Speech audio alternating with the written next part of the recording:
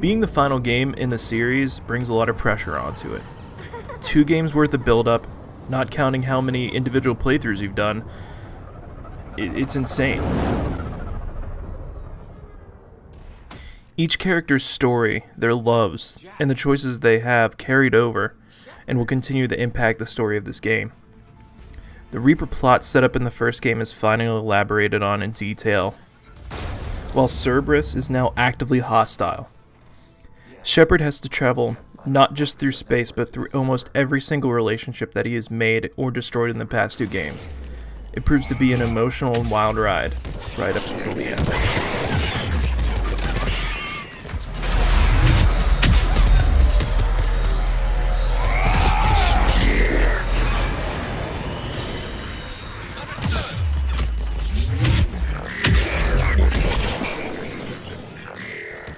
The Reapers have started their war with the civilizations of the Milky Way. In the first scene of the game, the Reapers launch their attack on Earth, and it is utter devastation and destruction. The last time Shepard saw a Reaper was almost 2 years prior, when Sovereign was invading the Citadel. Now there's a Reaper Legion invading his own homeworld. You feel his despair, along with Admiral Anderson, as you leave the planet. I thought it was the last time I was ever going to be on Earth in the series. Thankfully I was wrong. But from then, everything becomes a race to gather fleets and armies for the final battle.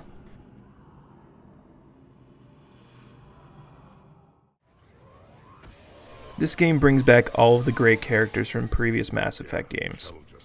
And my first experience with the ME universe was in ME3, but without having played the previous games.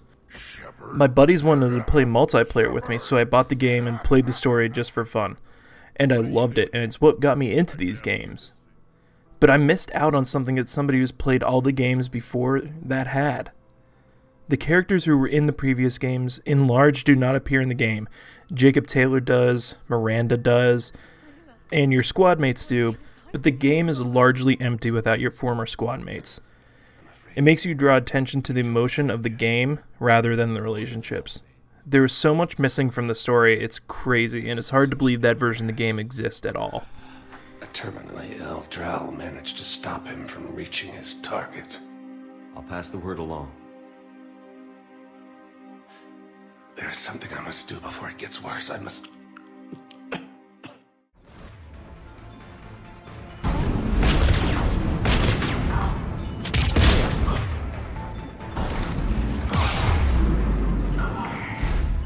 This game, like the last one, has another set of villains. Rather than it just being the Reapers, it is Cerberus. The Illusive Man has his entire organization set on controlling the Reapers and doing experiments on anything, really. They run operations against the Reapers and pretty much fuck up every single thing that Shepard is trying to do. I honestly felt more at odds with the Illusive Man during most of the game than I did with the Reapers. I also find Shepard's attitude with people always saying he worked with Cerberus to be ignoring the core problem. He worked for them willingly. He was played by the Illusive Man, but my god, just because he didn't want to work for them doesn't mean he didn't. I wanted Shepard to own it, and not deflect the questions. I mean, that's just a nitpick, but The only damn thing you have yeah. left. Cerberus is finished.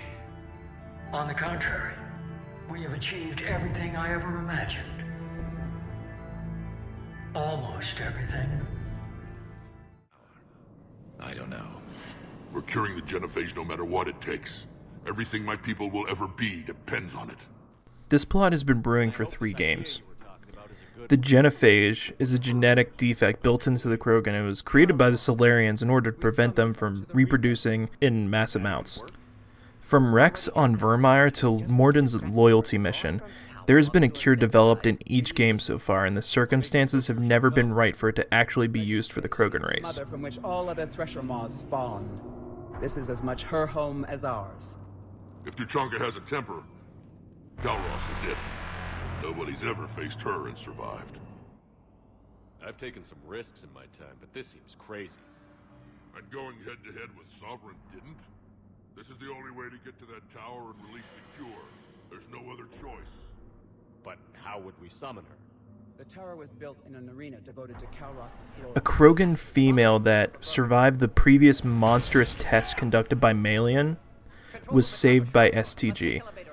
Shepard and Mordin then learn that the cure for the Genophage can be synthesized from this female, hinging the fate of the Krogan on this one person. Mordin's convictions are what make this whole section of the game flow and also have the emotional impact that it was meant to. No other option. Not coming back. Suggest you get clear. Explosion's likely to be problematic. Mordin wants to make up for all the things he was too short-sighted to see the consequences of, or that he just had to make too many sacrifices for. Plus, if it were someone else... I'm sorry. I'm not. Had to be me. Someone else might have gotten it wrong.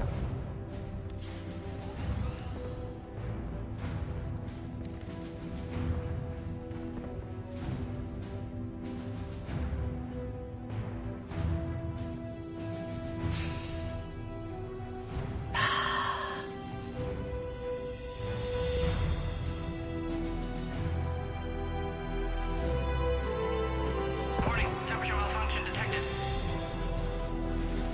Warning, temperature malfunction detected.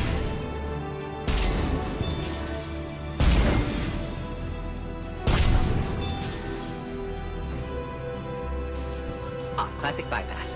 Standard failsafes. Excellent work. Yes.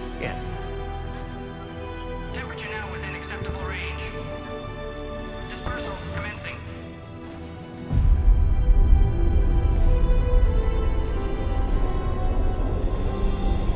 Genophage cured.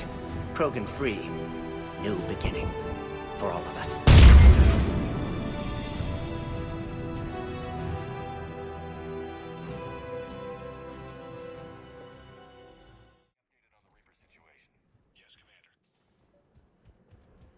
Third game is the only one that I bought DLC for. From Ashes, Omega, Leviathan, and the Citadel DLC are all fun, and they all add a certain depth to the story. The one thing I do suggest doing is doing Ashes first, since having the Prothean named Javik with you in your ranks from the beginning will add a bunch of really deep dialogue to the story. Omega is a great return to the city that you spend a lot of time in during Mass Effect 2. Though it is a bit short, I would have liked to have seen the effects of curing the plague, or even talk about Archangel. I feel like it was just not as great as it could have been, but it was still fun. It was still interesting learning about Arya and her former lover Nyreen as well. The Leviathan DLC gave insight on what happened in the very early years of the cycles, and very specifically to the first harvest.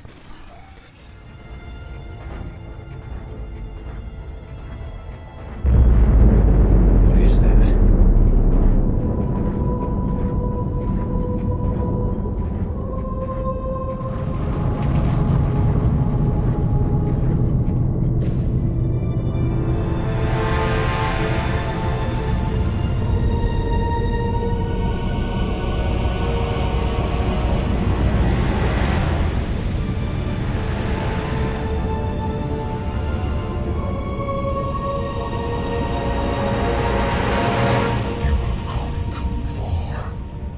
The Leviathans were an apex race during their time, and they enslaved all other species to do their work.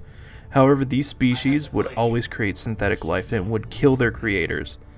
In a very smart move, the Leviathans created an intelligence to solve their problem. As one would expect, the intelligence turned against its creators and they began the harvest. Only 3 Leviathans are known to exist currently, but they are a very mysterious race. Then what are you? Something more.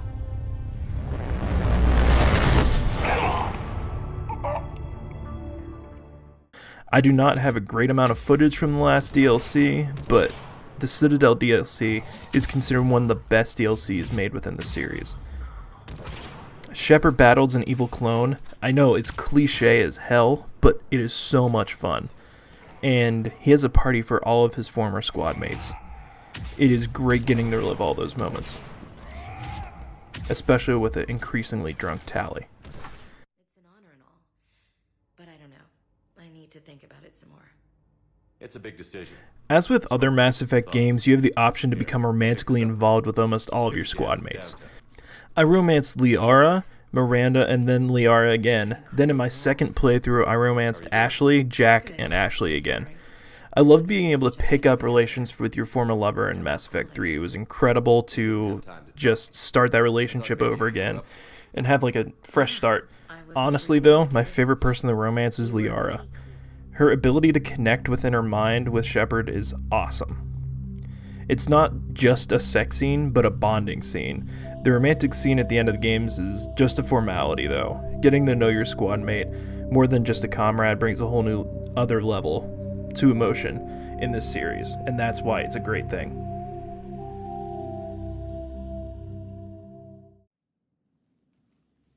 Like the Genophage conflict, this conflict has been present in all the other previous games.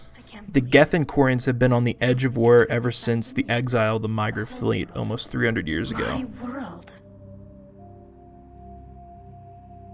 Look at the sky and the rock formations. They used to write poems. When we're done, maybe you'll write a new one. This.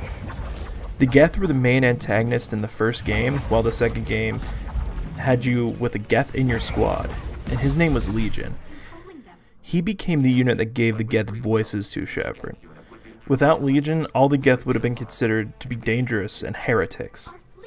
The Quarians are trying to reclaim their homeworld, and that's quite understandable. But when they attack their old solar system, the Geth ask the old machines, the Reapers, to upgrade them and help them survive. Shepard comes into this conflict and is expected to solve it, obviously. For this conflict to be resolved, either the Geth or the Quarians need to be destroyed. It is only with the completion of very certain tasks that can peace be found between the two races. One of these tasks was hacking into a Geth server to destroy Fighter Squadron. Within this server there are many memories that lead up to the start of the Morningstar War. It is revealed that the Geth never struck out against their creators without being prompted by them. Well, let's take a look. Creator, this unit is ready to serve. What has it done wrong? Let's cut the audio. You may proceed to the last data cluster. The Geth simply defended themselves. After saving the heretics and learning about the atrocities committed against them, it is hard not to destroy the Quarians. However, the only person that made me sympathetic to the entire race is Tali. Without her, I may not have made the decision to save them.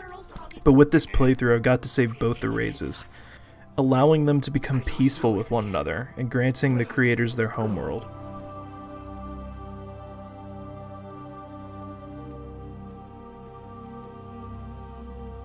You are welcome to return to Rannoch Admiral with us. Legion. No, I'm sorry, Commander. Legion sacrificed itself to give us all intelligence. It will be honored. Good. And we will honor Legion's promise.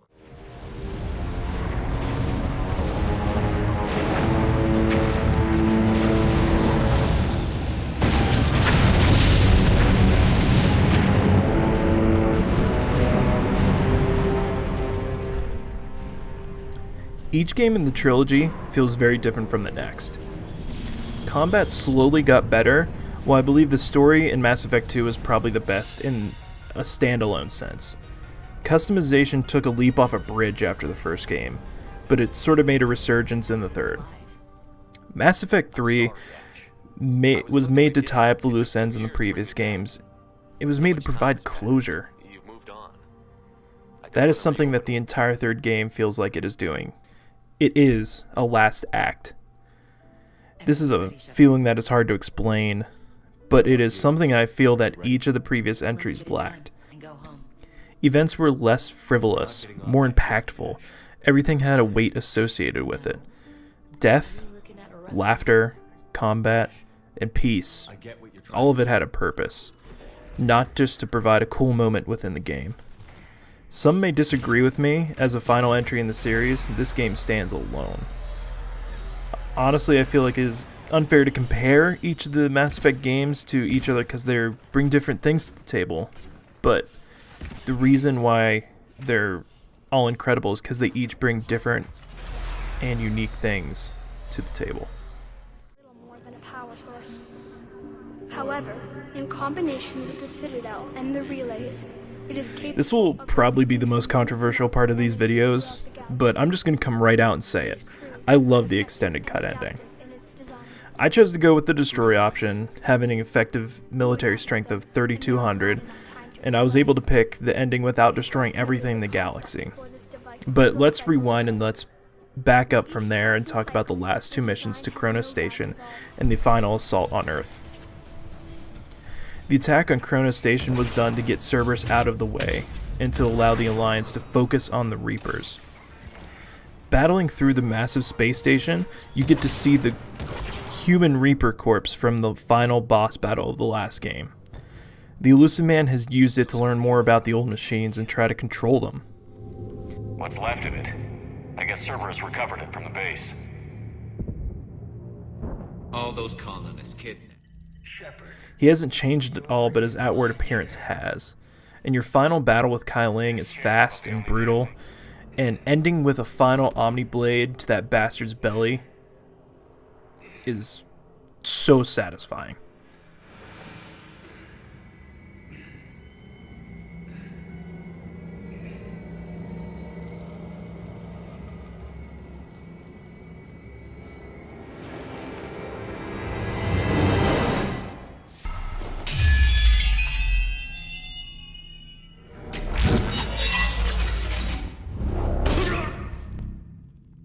That was for Thane, you son of a bitch.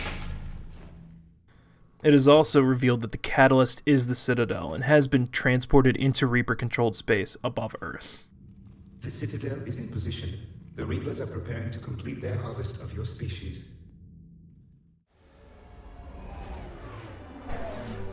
As the final assault starts, the weight of your actions over the past 60 hours of gameplay start to hit.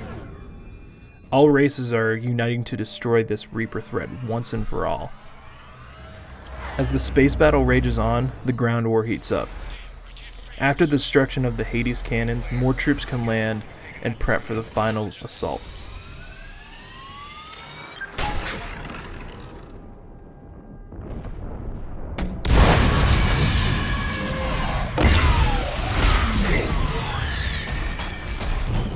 Then you get to go and talk to all your squad mates that are still alive.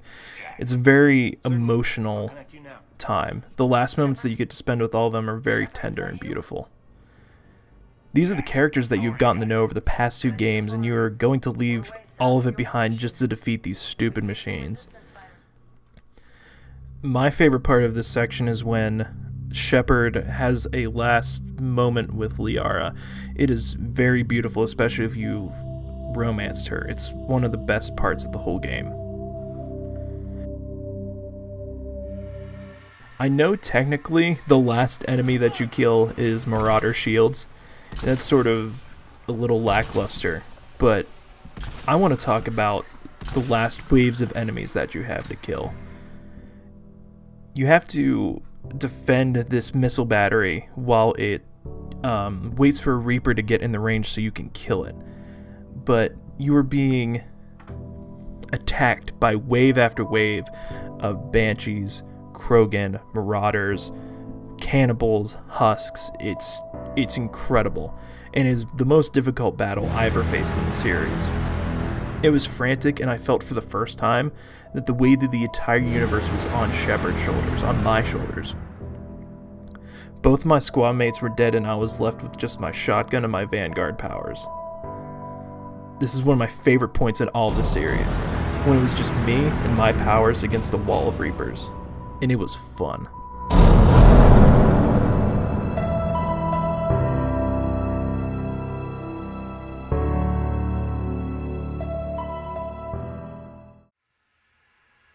After that final battle, the race to the Conduit begins, and Shepard, after killing Marauder Shields, gets shot up to the Citadel. And this is where the game differs from the previous two greatly.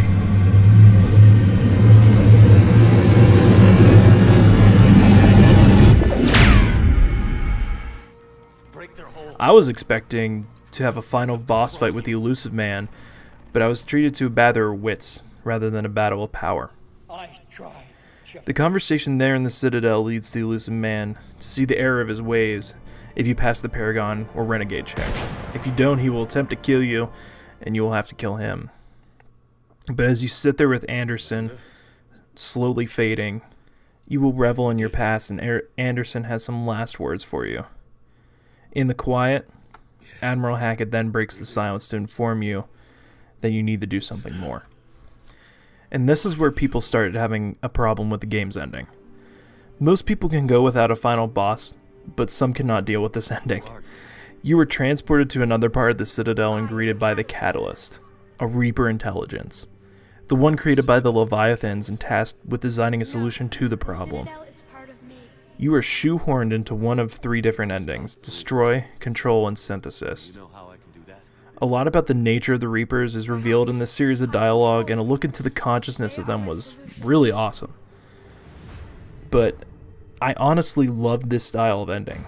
Throughout all the games, your object was to destroy the Reapers, and giving Shepard 2 more choices besides that was expected, but I never considered it optimal. I had to choose the destroy option. It took me a while, but I had worked so hard to do it, and it was the only choice for me. Actually, the first time I picked synthesis, and I hated it. Do not get me wrong, it was not a bad ending, it was just not my ending. The slideshow at the end was a little bit of a letdown as well, but overall, the ending was something that we all knew wasn't going to live up to our imaginations. It was impossible. Mass Effect is a truly unique series, and it has changed my life. The characters, the choices, the consequences, and fights have all stuck with me. Most games do not make me feel the way that Mass Effect did. And all I can say to somebody who has never played these games is that you need to experience it. So guys, that has been the Mass Effect experience. I should go.